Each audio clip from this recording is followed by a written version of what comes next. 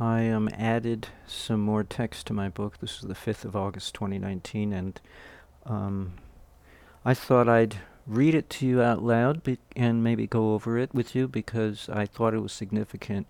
It was one of those aha moments. So the title of my book is The Heaviside Solution to the Ferrante Effect. My name is Vignasi, and the subtitle is Reactants, aka Radiant Energy Dominates the Universe.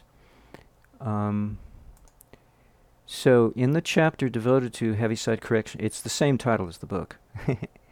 So I'm taking pieces out. This is the opening paragraph up at the top. The schematics of this chapter supersedes any other schematics of other chapters which do not contain current division nor a transformer near their loads. For my device is not a motor as suggested by some of those other schematics. I talk about myself in the third person as if I look down my nose at my prior state of development. Hey, I guess I'm proud of myself. What can I say? I'm learning as I go. I'm groping as I write the book. So I have chapters in the book that come later. This is earlier in the book, but I have chapters that come later that make it sound like I'm suggesting something else other than the circuit I'm pushing in this chapter. Actually, I'm pushing two circuits, and only one of them, the second of the two, is of any use. The first one, the UFO power supply, sounds nice, but who's going to go I was going to say buy. Who's going to go and build themselves a UFO? So, in terms of something practical, this is what. So it's a little confusing because I give so many different versions of what I was thinking. I think eventually I'm going to have to organize the book, but I don't have to do anything. I just leave it the way it is and just keep adding things, rewording things and adding things. For my device is not a motor as suggested by some of those other schematics. It is a solid-state electrical generator capable of carrying a pulsed AC resistive load or a DC inductive load. You would think I would remove those other out-of-date chapters since they may create confusion. I am hoping they will not. I am hoping they will serve as a legacy of my prior stages of developing this archetype. For you will notice that this archetypal circuit concept is very basic and very easy to build variations on top of it depending upon what you are attempting to accomplish via each variation. And so the chapter subsequent to this one, or no, shortly afterwards, I renamed it. It used to be called Solution because it was the first chapter. Now I call it Proof of Concept because that's all it is. Whether or not it's to prove whether or not can you create over unity at all. Whether or not it's useful, who cares? And can you do it in a small tabletop model for the purposes of that proof of concept? Now, I haven't changed that chapter. I just retitled it. But I'm telling you now I should have, because in that chapter I should stipulate that, well, you could power a light bulb with it, or a heater, if it was only 50-watt light bulb, or a very mild heater. Maybe a heater for a grasshopper, keep him warm at night, or her, or their family, hey, probably their neighborhood. But that's about it. But it's proof of concept. I'm getting ahead of myself. See, I'm leading you on here. All right, let's go back. So, after the nice horizontal bar, the following section gives an example of what I refer to as a power supply booster speculated to be suitable for powering both resistive loads and inductive loads. So, if you got to power something like an LED, which I don't cover in my simulations, or an AC inductive load, that's up to you, and I'm sure you can cover it. I don't go there, so I'm just warning you ahead of time. Their division into these two typologies is based on their differing needs. Now, originally I thought, this is not in the text, so I'm extemporaneizing here. I thought a motor needed the current to go down the wire in a spiraling path in order to rotate the motor, and I was wrong. And then I also thought I was wrong in thinking that a resistive load, it's good enough that for an AC situation, it's good enough that how many resistive loads need AC? It's good enough that the power zings back and forth, alternates direction. Which means, in other words, you could go either AC or DC. But the definition at all is wrong. So that's what my aha moment was about this morning, is correcting my misunderstanding and making sure I get everything right. So, in An inductive load, such as a motor, needs to draw current to magnetize its coils to rotate its shaft. The consequence of this drainage upon whatever is its source for this drainage to draw current from is a time delay or a time demand, as conventional wisdom calls it. But I will call it a time delay for the purposes of this discussion, but I do go off a little bit to define what I'm talking about, help you catch up to me. A time demand, I'm not going to use the term later, but at least I got to cover it now to get it out of the way, for a battery is rated in amp hours. In other words, how many hours can a battery supply amps to some load? Not unlike that, how we are billed by the utility company in how many kilowatt hours have we consumed. You know, if there's the kilowatts there, that's important, but the hours are just as important. So that's what a time demand would refer to in my nomenclature for the point of this discussion. But, as it turns out, in an over-unity circuit wherein resonance becomes a delicate affair, a time delay may occur between the rate at which the load makes a demand for current upon its source and the rate at which the source is able to supply this demand. Now, actually, that's no different than the network of the electric grid. But it's particularly a problem in over-unity circuits wherein the delicate balance of resonance could be wiped out in a heartbeat if you don't pay attention to this basic idea that's pretty much anywhere a circuit is extensive in size or delicate to balance, which amounts to kind of the same thing when you think about it. Anyway, in other words, what if the rate at which the source can supply a demand is less than the rate at which the demand makes upon its source? In other words, the demand exceeds its source. Then what happens is you get a brownout. Not a blackout, but a brownout, a partial paralysis of the load due to the load not getting enough energy to satisfy its needs. I hope that's simple enough, all right? So, moving on, the opposite may also happen, in which an unregulated source supplies more power than its load can consume, causing a bottleneck of too much energy, which could explode a light bulb, for example. You know, you give a light bulb 1,000 watts of no, you give a light bulb a megawatt of power when a little 50 watt would do. And oops, there goes your light bulb. So that's pretty straightforward too. I'm sure everybody is caught up so far. But in the first example, or the prior one, of an over-unity circuit not supplying enough energy per unit of time to supply a load, the load may collapse the delicate balance which exists in a circuit predicated upon resonance to achieve its over-unity condition of supplying more power coming out of the circuit, than is being supplied to go into the circuit's portals.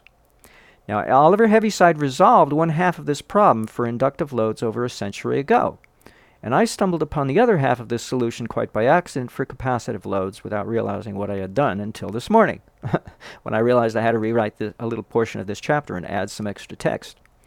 So a capacitive load turns out to be equivalent to a resistive load in the context of my circuit. Don't generalize, okay? My circuit alone, all right? Oh, Vinny said. It may be true, but all I know is my little world, okay? So, all right, let's be clear. A resistive load is, in my case only, is either a light bulb, not an LED, since that's a special case whenever applied to my circuit, or a heater. All right? Now, a resistive, aka capacitive load, may make, I misspelled the word too heavy a demand upon a delicately balanced over-unity circuit, and spoil its resonance if no time delay is artificially set up to act as a buffer. I never thought of something like this before now. Between the load and its source. This buffer protects the circuit's resonance and thus protects its over-unity by disallowing the load exclusive or direct access to its source without first passing its demand as well as its supply through their shared buffer. The buffer acts as an area of temporary storage for the energy passing through it. And see, I always thought, I never knew what a buffer was. I thought a transformer was a buffer, an isolation transformer. But when you get a resistive load, I thought, well, what do you need a buffer for, right? You just have a battery and you've got some wire between the battery and the flashlight bulb, and the switch and the wire acts as resistance. And what more do you need? Well, that's not an over unity circuit. Hello. So we don't need a buffer. It's built in quite by accident, unless we super cool everything, but we don't have to worry about it. But in my circuit, you do, because in the past, I have attempted to apply a resistive load greater than, let's say, 5 ohms of resistance. I'm picking a number out of a hat because I can't remember exactly what the upper boundary was. And I couldn't go beyond it. And I thought, oh, gee whiz, that sucks. And little did I know there was a simple solution, which I'm getting to. All right? So I have to remember to respell the word to. Do you mind if I take a little time out to make a note of it? Two. That should remind me. Okay, moving right along. Okay. I have to move all of this up. I couldn't copy the text. I'm having a little trouble with my software at the moment. I won't say why. So I just took a screenshot. Okay? All right, so moving right along to this paragraph right in here. In the case of resistive loads involving mere capacitive reactance, one of the two types of free energy, also known as radiant energy, available to us, a principle within electrodynamic theory called current division is adequate to create a capacitively oriented, this is in terms of my circuit alone, okay, time delay, and protect an over-unity circuit's resonance. Now, I have to bring up the schematic, which I keep referring to. I'm going to have to include that in my, but I don't have to remind me, I just have to bring it up. So, how am I going to bring this up? Let's see. I have to remember, well, I'm going to have to open this file. That's all there is to it. Okay, I could just read you from the PDF file. Is this it? No, that's the UFO one. The useless one before getting to the juicy one. Alright, so now let's blow this up. Okay, so here's the circuit. And what was I saying here?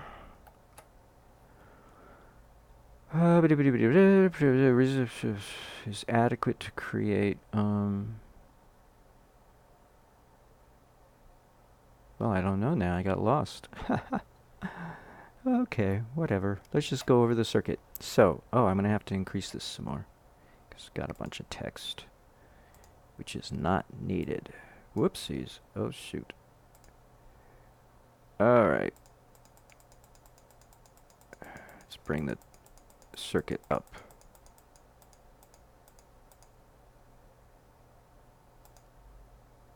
And let's bring it just a tad over. There.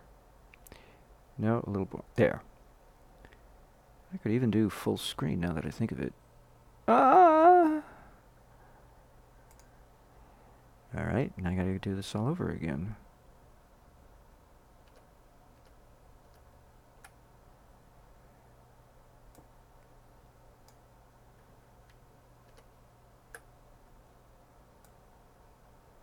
Oh, that was so much easier. Okay, nice full screen. So here's our transformer. That's our inductive buffer. And here's our current division. That's our capacitive buffer. Isn't that the coolest thing you ever did see? I had no idea this would be so simple. So in the past, well, let's scoot this over, because we already know this is our reactive generator over here. All of this, I mean, it includes a normal sine wave generator inputting 3 volts of 20,000 hertz, but we don't have to concern ourselves with the left-hand side of the circuit. So actually, all we have to do is look at the right-hand side. So we can include all the text, even though I don't need the text. Ooh. Whoopsies. Ah, I ruined it.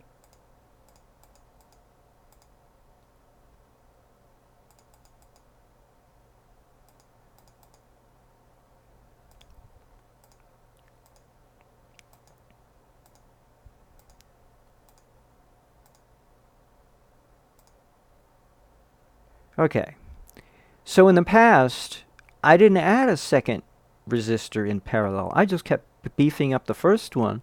I reached the limit of somewhere around 4 or 5 ohms of resistance, and then it would crash.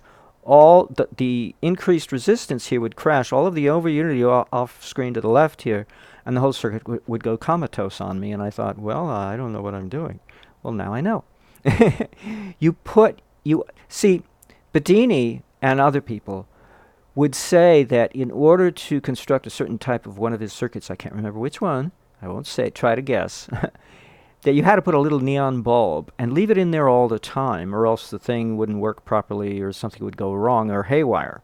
Well, that's what I'm doing. I'm creating a short of a known resistance that's less than the load that you intend to put in, a resistive load, less than the resistive load you intend to put in, but adequate to do the job of what it does, act as a capacitive buffer, because this top section in here is the capacitive load, and this bottom section is the inductive load.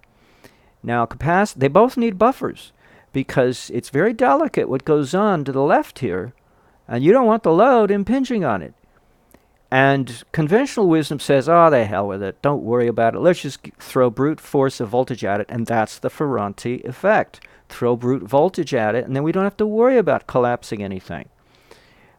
But don't most loads, when you look at wiring diagrams of the transmission network on our electric grid, you know, the utility power company provides us, don't most loads, when you look at the house wiring, they're all wired in parallel? They're not in series.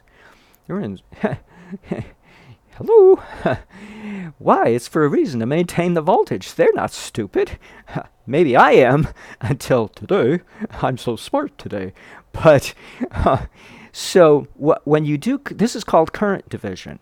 You're dividing the current among these two resistive loads, these two resistors, the 1K ohm resistor in load number 2 and the 1.67 ohm resistor in load number 1. Now, 1.67 is a legacy held over. See, these are the kinds of things I'd have to go through and make all these changes to my book if I really wanted to clean it up and make it look professional instead of just something thrown together, which is what I'm so lazily would prefer to leave it as is.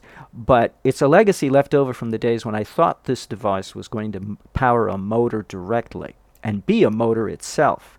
And so 1.67 is the ratio between the voltage of a RAV4EV from 2002 supplied from its motor controller to its twin AC motors. 345 volts divided by 206 amps, I want to say, when it's cruising at high speed. No, excuse me, not when it's cruising. When it's accelerating full throttle, at first it's 210 amps, but then it quickly drops to 206. And that's how much energy is being supplied to the twin AC motors. When it's cruising, it cruises around 50 amps, but the voltage is still 345 volts. So that's the ratio proportion for full throttle acceleration, and that's why I leave it there. But it turns out that my circuit needs a resistor. See, it's amazing how Mother Nature supports. You know, when Mother Nature wants to step in and support you, or if you want to say the beneficence of Jupiter or Aquarius, your choice, then she leads you down the path that other people will go, that guy's nuts, what's he doing? And yet it turns out to be about right. Because I'm flying by the seat of my pants, if I had pants on to wear. Be that as it may.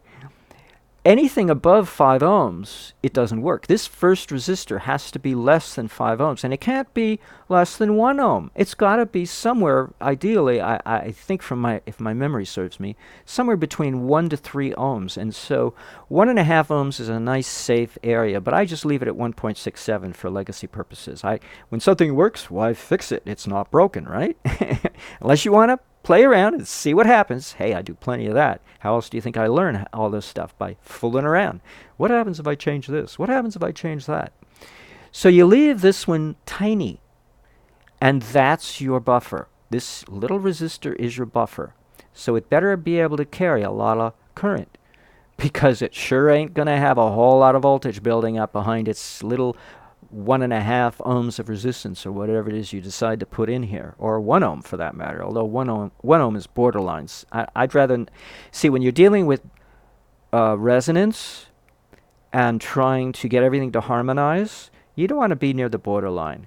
because the simulator may tell you one thing, and the change in the barometric pressure for your circuit may do something else. So don't mess with don't try to take risks unnecessarily when you don't have to. But this is where your true load begins, the ones you want. And you can add as many as you want in parallel or in series, and it don't matter, so long as you have at least two. And it's a theme that keeps coming up over and over and over in my circuit, such as this solenoid area of the two pairs of two voltage coils named VC1 and VC2, and the two current coils of CC1 and CC2. They come in at least a minimum of pairs as well. So it's amazing how everything in this circuit goes by pairs. You know, everybody says, oh, 369 Tesla, ooh. I don't know what they're talking about. It's vain of me to even guess. I like twos. Gemini loves everything in twos, so I stick with twos. And Tesla was a Gemini. Would you know that? Wouldn't you darn know that? July 10th. Who would... No, excuse me, that's Cancer. Isn't that Cancer? Yeah, he was a Cancer. Oh well, whatever. Darn. I thought for a minute there. Well, you see, you make a video and you correct yourself. All this time I thought he was a Gemini. Oh well, anyway. So, you need at least two resistors here. One is serves as your buffer, your capacitive buffer. And then your second or third or fourth or fifth is your true load, and that creates a current division between them of a resistive type. No coil, just resistors. This is your transfer coil, so that has nothing to do with your load. And then you can handle any amount of parallel or series resistance in this area out in here that you would like to put there. It could be anything you want, just so long as you have at least one low-level resistor here. And then, when you have a high resistor here, of course you're going to get low current. You know, if you go 1 mega ohm, you're going to get a drastic reduction in current. You're going to get overheating, but of course you want a heater there, right? So why else would you have a 1 mega ohm resistor unless you're not thinking, you know? It's because you want to create heat. Or a tremendous amount of light. That would be some light bulb to have a 1 mega ohm of resistance, but be that as it may. All right, so I hope that takes care of this section up here. For the inductive load, it's a little different. All right, this is where the transformer comes in, and that's the heavy-side solution. But this solution could have been done months ago had I thought of it, but I didn't think of it. I just kind of stumbled across it and didn't know what I was doing. So now I get to tell you. I get to describe to you the mechanics involved. And this is important so that we know the mechanics, so we understand the purpose behind each item and where it is located. It has a reason for being there. Okay, I covered that paragraph. So this satisfies the requirements of a capacitive buffer, is current division of a resistive type only. Now we get to the case of inductive loads involving inductive reactance, a principle known as magnetic remanence, which is Oliver Heaviside solution, to whom I owe the title of this book now, instead of the prior title. Extending the range of electric vehicles by maximizing their amp hours. And it relates to Oliver Heavisid's solution of the transatlantic cable problem in the late 1800s, which was a problem of magnetic hysteresis. So, magnetic remanence is the retention of magnetism in the core of the iron core of a transformer, for instance, and hysteresis is its loss. And you get a curve, which is a very interesting curve, by the way. But I won't get into that. You just click on the links and look at the two Wikipedia articles, and you'll see the same diagram with the same curvature of sets of lines, and it's really fascinating. But magnetic remanence was made famous by magnetic core memory of computers designed between 1955 and 1975, which is another interesting little topic on Wikipedia in and all itself. Sometimes Wikipedia is pretty informative and pretty good. Pretty cool. Magnetic remanence is the... oh yeah, I said that already. Time-delayed isolation between an inductive load and its over-unity source in my circuit is achieved by the hysteresis factor of a transformer core. Now, I say that for a reason, because you will recall when I scooted this over to the left, why don't we just make this smaller?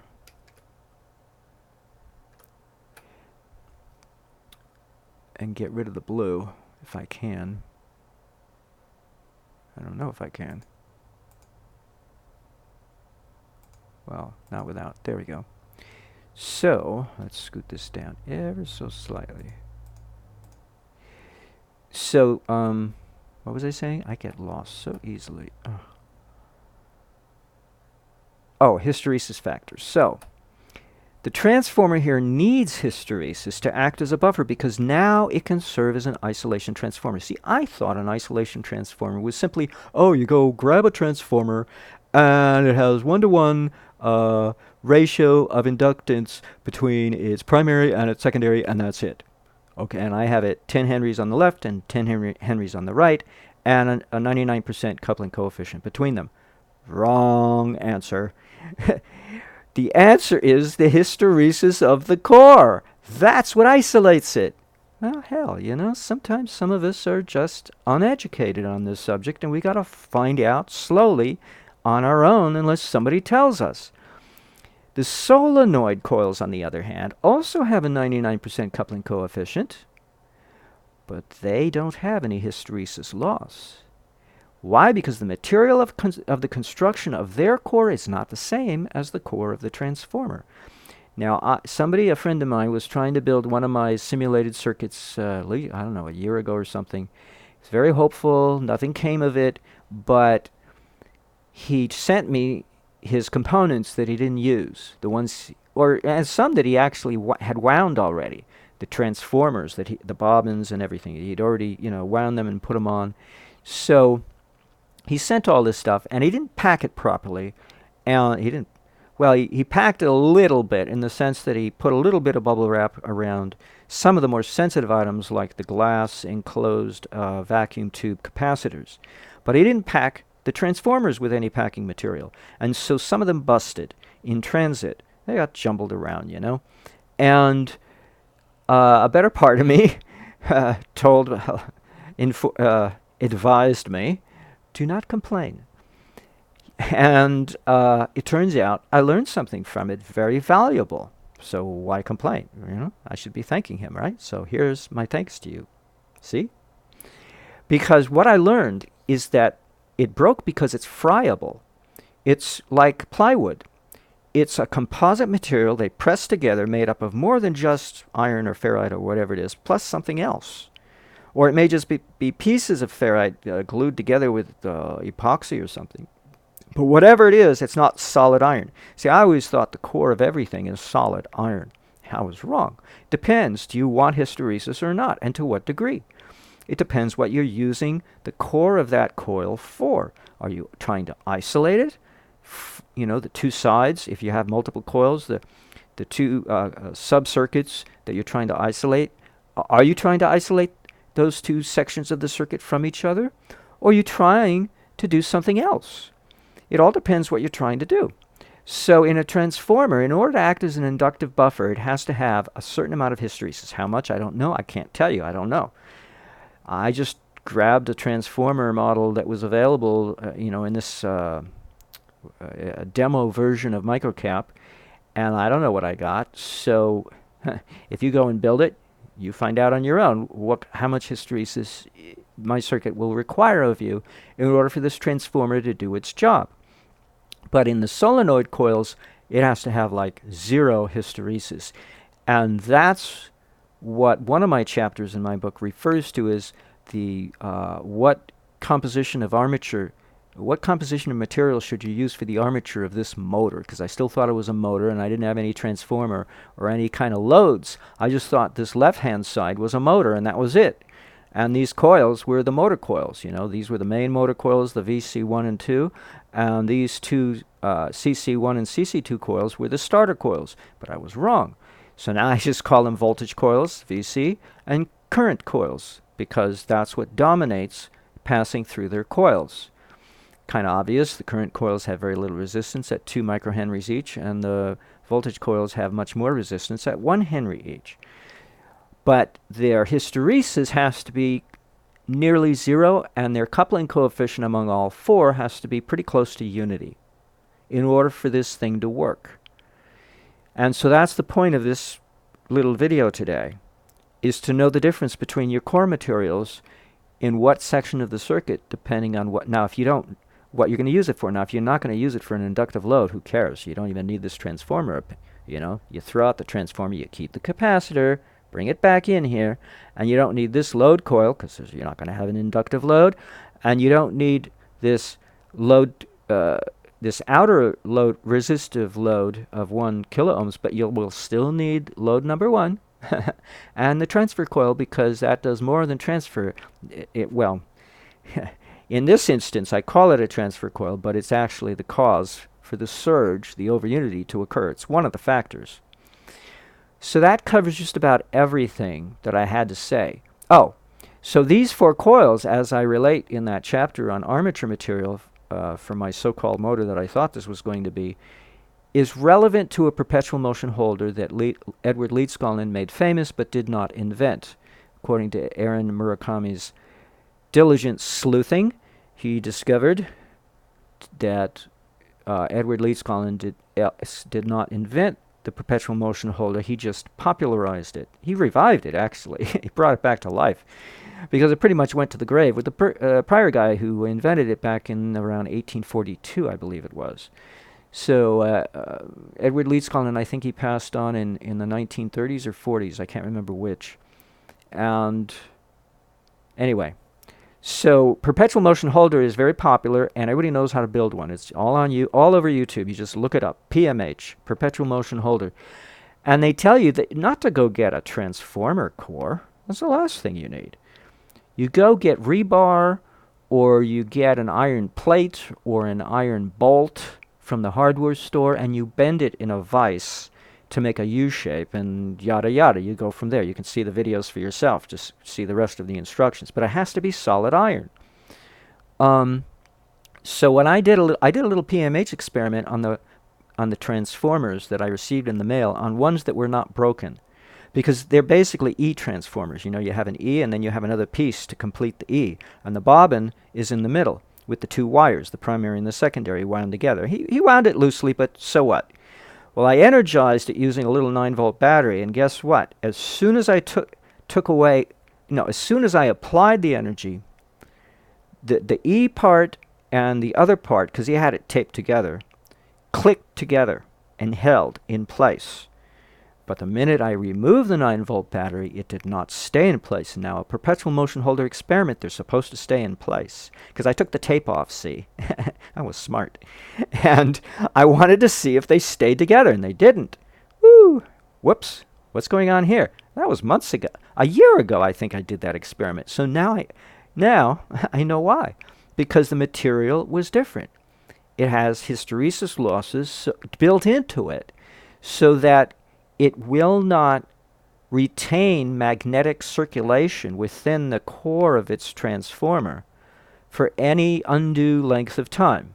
From my human perspective, 0, but from the electron's perspective, some micro nanoseconds or whatever it is. I don't have equipment. So the only equipment I have is my computer running these simulations, these microcap simulations. So I can't tell you how long it lasts in a transformer gotten off of Amazon. So it's a little different, and electrodynamics is not. I love to say it's not rocket science. Yet it's getting there. The more I learn, the more it starts looking like rocket science. Rocket science 101, let's say, because I'm just a beginner. I'm a newbie at this. Self-taught. How otherwise can you be, right? So I miss all the little fine details, the great nomenclature that somebody can throw at me and show how smart they are and how uneducated I am on the topic. Yet they're programmed and I'm not. They're brainwashed and I'm not. And I like it that way. So I have something to brag about. I have no programming in my brain other than common sense, which has to be unprogrammed, deprogrammed, You know, like people coming out of a cult, you know, that they have to be deprogrammed. Well, I have to be too, because we are all programmed to think certain ways about stuff. And all of it is based on our general ignorance of the topic. All of it. Which all of us possess to some degree or another. Just because I may have a talent for this doesn't mean I have a skill for it. Those are two different things, and you know that, and I know that, and it hurts me to tears to even admit that. But, because it won't make me a lot of money, but at least I'm not hamstrung by any kind of formal education, so we clear that out of the scene. So now I've said everything. I've talked about myself, whether or not you wanted to listen, and I talked about what I wanted to talk about. And it's pretty cool. I think it's the coolest thing I ever did. Now I have to get out of full screen in order to shut this screencast off. Well, that was a lot of knowledge, or a lot of little knowledge, or making too much out of a little knowledge, but whatever. Now I will say goodbye for now.